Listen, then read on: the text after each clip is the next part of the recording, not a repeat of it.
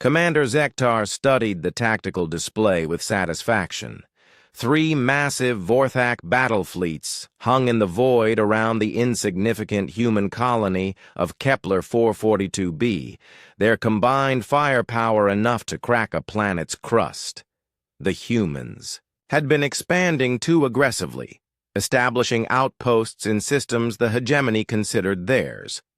It was time to remind these upstart mammals of their place in the galactic order. "Sir, we're receiving a transmission from the surface," reported his communications officer. "Put it through." The main screen flickered to life, revealing a weathered human face framed by graying hair. The man wore a simple maintenance uniform, grease stains visible on his sleeves. "This is Maintenance Chief Marcus Webb of Research Station, Echo 7. You boys seem a little lost. This system's been claimed by human settlers for the past 30 years. Zektar's mandibles clicked in amusement. "Human, I am Commander Zektar of the Vorthak 3rd Hegemony Fleet.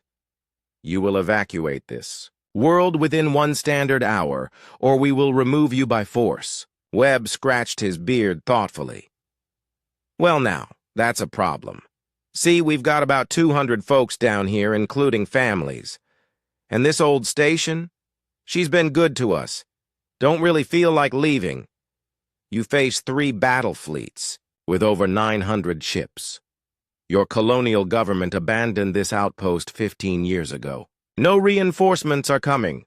Surrender now, and your deaths will be swift."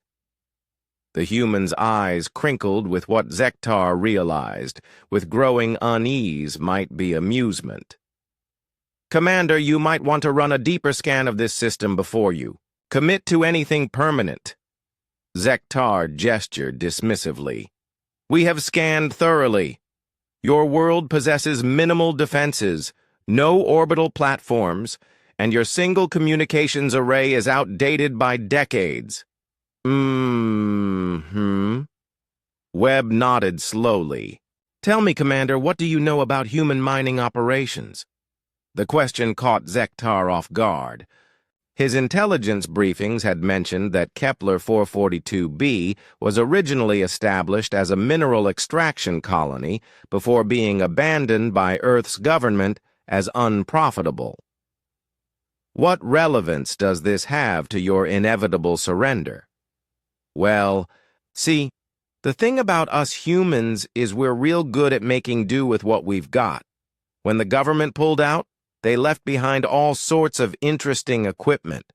Mining charges, industrial fabricators, a whole lot of very smart, very bored engineers with nothing but time on their hands." Zektar felt the first stirring of unease.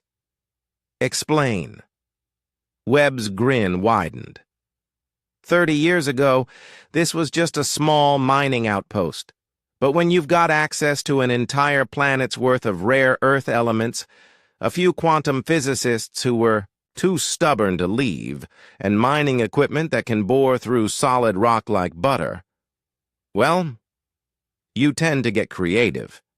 The tactical officer suddenly straightened. "Sir, I'm detecting massive energy signatures throughout the system. They're everywhere." On the display, Webb leaned back in his chair.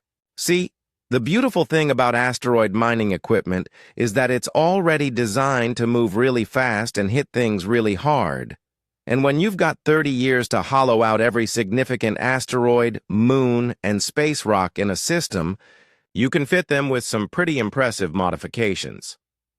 The main screen split, showing dozens of small objects beginning to accelerate from concealed positions throughout the system.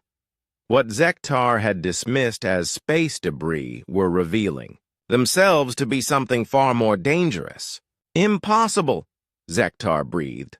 "Our sensors showed no weapon signatures." "That's because they're not weapons," Webb replied cheerfully. "They're mining charges, about 50,000 of them, each one accelerated to a significant percentage of light speed using modified fusion drives we salvaged from old cargo haulers. Physics is funny that way." Doesn't much matter if something was designed to crack rocks or crack hulls. The tactical display began updating as hidden installations throughout the system came online. What had appeared to be an empty, defenseless world was revealing itself to be the most heavily fortified system any of them had ever encountered. You see, Commander, the thing about humans is we don't like to give up. When the government abandoned us, we didn't pack up and leave. We dug in, we built, we prepared, because we figured someday someone might come along who needed to be reminded that just because we're small doesn't mean we're helpless. The first wave of kinetic projectiles struck the outer perimeter of Zektar's fleet. Ships designed to withstand. Particle beams and plasma cannons simply ceased to exist as chunks of accelerated metal traveling at relativistic speeds tore through their hulls like paper. "This is impossible," Zektar snarled. "You're civilians, miners and farmers." "That's where you're wrong," Webb said, his voice hardening.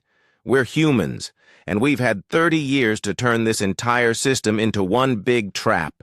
Every asteroid, every moon, every piece of space junk, they're all weapons now, all aimed at anyone stupid enough to threaten our home." The second wave hit, and Zektar watched in horror as nearly a third of his combined fleet simply vanished. In brief, brilliant flashes. His remaining ships began evasive maneuvers, but there was nowhere to run. The projectiles were coming from every direction, guided by a network of sensors hidden throughout the system. How was all Zektar could manage. Webb stood up, revealing a wall behind him covered in technical diagrams and star charts. "Humans don't forget, Commander. We remember every slight, every threat, every reason to fight. When you abandon us, we don't die. We adapt. We build. We prepare. And when bullies like you show up thinking we're easy prey, we remind the galaxy why humans spread to every corner of it in the first place." The final wave of kinetic strikes finished the job. Of 3 massive battle fleets that had entered the system, only scattered debris remained, glinting in the light of Kepler 442b's star. Webb sat back down, picking up a coffee mug from his desk. "This is Research Station Echo 7 to any Vorthak vessels that might still be listening. You're welcome to try again any time. We'll be here. And Commander, next time you want to threaten someone, maybe ask yourself what they've been doing with their time. Because I guarantee you if they're human, they've been getting ready for a fight." The transmission ended, leaving only the quiet hum of space and the distant glimmer of an ordinary-looking planet that had just reminded the galaxy why humans were not to be underestimated.